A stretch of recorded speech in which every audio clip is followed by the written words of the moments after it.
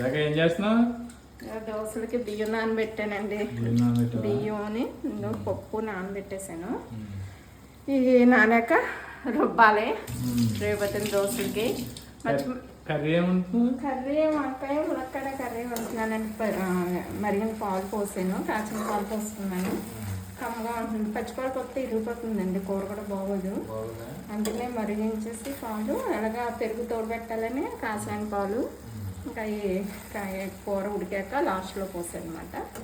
కమ్మగా టేస్ట్గా ఉంటుంది. పొద్దున్న అదే రవ్వ తక్కువ వేసాను కదా, అయా ఉంది టేస్ట్.